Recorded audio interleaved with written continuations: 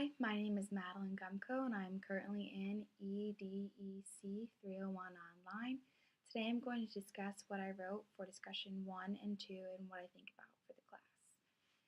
For discussion 1, I wrote about how I have not taken a philosophy class yet, therefore I had to do a quick little Google search about what philosophy truly is about and what people have said about it and the different quotes that philosophers have stated. What I learned from this search and about myself in regards to philosophy is that I truly do believe that the goal of education is to educate the child and to attain knowledge, because being knowledgeable can only help you in life, just as being educated can only help you in life. And the earlier children are educated, the better.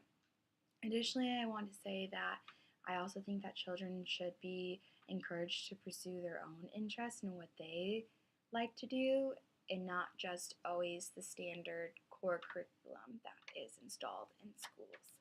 Additionally, we went over, or there was that statement about the Jane O'Dear post, and what really stuck out to me about that was her quote about how not just inherited beliefs and values, but also their own creative ideas. And I think that truly showcases that education is for the benefit of children, and that once they are encouraged to explore their own creative ideas and create those, then that is when they have become matured, and that's when they are educated, and that's when they will begin to love education. As for discussion 2, we talked about attachment and the different types of attachment and the experiments that have gone on with that. I think that if a child does not create healthy attachments when they are younger, they may have a difficult time in the future becoming close to anyone or being able to attach to people. I think that because having those healthy attachments truly provides a source of security and comfort and joy to a child, and when a child is not provided with that, that they may not have such a positive upbringing. And I mean, that's not to say that they won't succeed at all when they're older. I just think that it could be a predictor for a certain type of personality, acting a certain way, or even just a predictor of their temperament for when they're more toddlers and not such babies.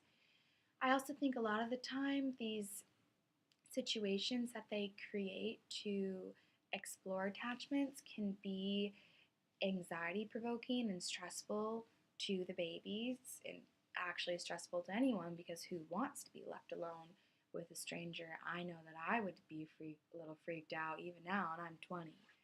So I can only imagine how these little babies are feeling. I think that also you can't just take one situation and label it for the rest of the child's life. They could have just been acting that one way in that certain situation, and they could act completely different in a different situation. But I really did think learning about attachments was super interesting. I just think we need to be careful about labeling the children as one way simply based on the anxiety, because anyone would feel anxious in that situation.